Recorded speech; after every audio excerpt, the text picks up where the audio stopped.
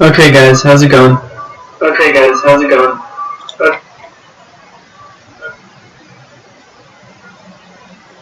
Alright, so I just fixed that. So it's Dread Scorpion here again, and as you can see on the video title, this is going to be on how to build your team to make it so it's always consistent and they're always, being able to play. As you guys have probably figured out already, there's a new thing, I guess, in MLB now that's called Inside Edge, which basically updates the person's stats based on their real life game. So let's go to Yadier Molina really quickly. He has a 1-star rating, which means in real life he's playing up against a team that he normally doesn't do well against, which basically, alters his stats to, be normal. So he's losing 10 power contact, so he's not as good of a hitter. So, this is how I believe it's best to keep a very consistent lineup, and it's to have a very diversified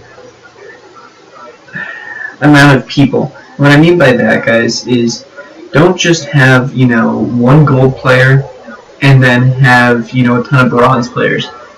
Make sure that you guys have like a couple silver players, and this isn't really for people that, you might have like a couple thousand stubs. This is for people that, again, have like 5-digit stubs. So if you have single-digit stubs, it's a little harder to do this because I don't want you spending stubs on people that probably won't be playing that often. But this is for people that are, if you're in my situation where you have 33,000 stubs and you're not trying to open packs, you can buy some silver players for less than 1,000 coins, and you can easily insert them into your lineup. So let's say Eric Hosmer's having a bad day right now. He's an 84. Maybe instead of him, maybe I want Chris Carter instead because I want more power. Look at that. His power is basically 99. I think that makes it 99. I don't know how that works. I don't know if it's like it's already added to the number or if you need to add plus 12. I'm pretty sure he would be a 99 power for both sides. So, that's something to always keep track of. Before you start playing every day, go to your squad, look at everyone's ratings. You can see Chris Cabela right here. His hitting stats have improved a lot. So as you can see, you can go through and you can basically see, oh, well, Jason Kipnis has a 2-star rating.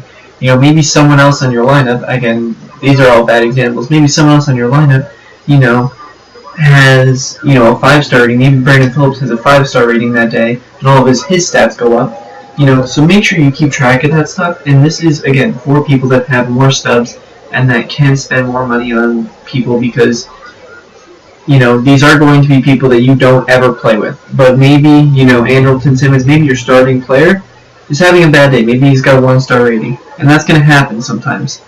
And, you can either A, you can not play that day, and you can just kind of wait till the next day. Or B, you can do what I'm doing. And let's say, what your starting left fielder was Carl Crawford. He's normally 78. That's, that's a silver. That's not bad. But he's having a 2-star day. He's actually 73 right now. And Nori Aoki is having a 5-star day. So he's got 84. So, as you can see, guys, his contact is going to be ridiculous. His power is going to be a little bit better. Vision, everything is up. Well, actually, just the hitting stats are up. But anyways, that is how to keep more of a consistent lineup every day. You get a couple silver players, and basically just hold on to them because, again, some of these days, maybe Jacoby Ellsbury will have a 5-star day and Gomez will have a 1-star. As you can see, he's an 86. If Jacoby Ellsbury was to have a 5-star day, maybe his stats go up, maybe I use him instead.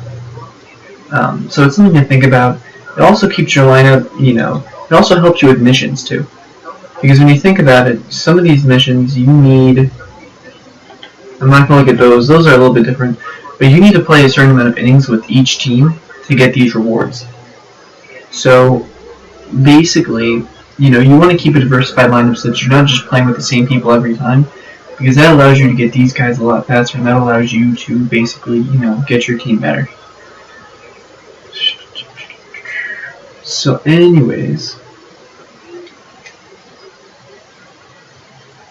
let me quickly get that reward. Sorry about that. So I guess I'll do more. I could give you guys some examples of people that I would recommend again, it's all about, making sure that your lineup isn't just simply, all power hitters are all home, Make sure that you are doing things differently. I don't have too many examples, but again, so let's say you got Eric Hosmer as your first baseman. You come down here, Kenry Morales is a 90 overall right now, guys. I mean, granted, he's a terrible fielder, but, his hitting stats are great, so you kind of want to look at these things, and again, Freddie Freeman right here. His hitting stats are, he's got 99 contact against righties, and his power against righties, I'm pretty sure, is 80 then. I think that's how that works. Plus, he's got 99 clutch. So again, if you were to have him on your team, maybe you use him instead. He's a 92 overall right now. So, just making sure that you guys, keep it diverse. Look at this. You can get an Adrian Gonzalez, and he basically turns into a 95 overall, which is a diamond player. His contact is 94, contact lefties is 75, power is 90. So, and he's a good fielder too. It's actually not bad compared to Eric Hosmer. Well, Eric Hosmer's got more speed. But anyways, that's, getting some of these players. Albert Pujols, look at this. Now his power would be the 89 and then 86. So you're making sure that, and then also having different types of players, as I completely screw up. So maybe at shortstop you're going to have Andrelton Simmons, a really good fielder as your shortstop. But then you come down here, maybe you're like, well, maybe I want someone that, has more contact. That's a bad example. He's a lot of money. Maybe I want someone that can hit the ball. So you come down here to Eric Aybar, who has better contact. So, keeping your lineup, having a whole bunch of players that are different. Don't just keep getting the same players that let's just only get defensive players at shortstop. Maybe get a couple hitters there too. Especially some of these silver players. You can get Johnny Peralta right now, and you're basically the price of a common card. So, again, that's how I would get my team better. Another way to get your team better, I think this is probably the easiest thing to do, because everyone kind of has a good amount of stubs. Just go to one team, go to your inventory. What you're going to do is just find the team that, you have the most amount of people on that team. Now, my team is the Indians. Just go to let's just say the White Sox, they have 17. Try and get this, go view the market, and then buy, and just try and buy out and go say, hey, well, maybe I'll buy this person for 15. And start putting in orders for 15 stubs. And then try and get to 25 people for each team.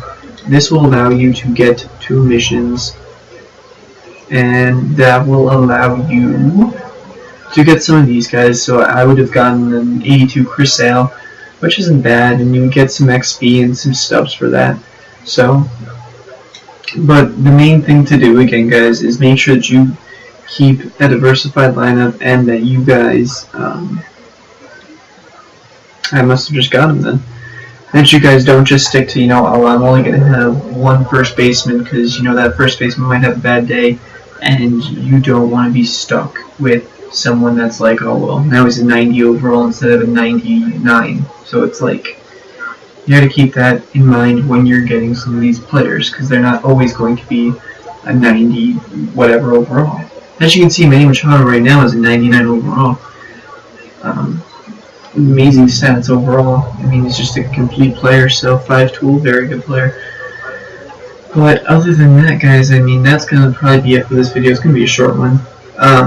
That's how you build kind of a consistent roster. Same thing with pitching. I didn't really go over that, but when you're, getting pitchers, make sure that you at least have 3. You have three righties or 3 lefties, and then 2 righties and 2 lefties. You know what I mean? So don't have 4 righties. You want to have, a couple lefties in there too, just to make sure that, just to throw people off. You don't want it to be, only righties, because then people can just build an all-righty team against you. It's not hard to just do that. Same thing with bullpen.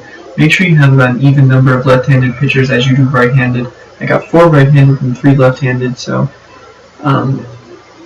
Granted, it's not the best, but as you can see, Luke Kocheffer is down right now. He's at 7. I mean, he went from an 83 to a 75 right now. So as you can see, that's the difference of a 1-star and and nothing. So again, that didn't happen. But anyways, guys, make sure you keep a couple lefties in here and a couple righties, just because you're gonna get in a situation where maybe you face a hitter that's has amazing stats against righties, and then maybe terrible stats against lefties. For an example, you wouldn't want to use a righty against Carlos Gonzalez. He'll just probably hit a home run off of them. You would want to use a lefty, so you want to keep a decent amount of both, just so you're not only one-sided. Same thing with how they pitch, guys. You don't just want to have hard-throwing pitchers. You want to have people that overall he is a good pitcher. He's got good velocity control and break. But let's see. This guy's got a really good amount of control. You get some people that are also like, well, he's a little weird on all of them, actually.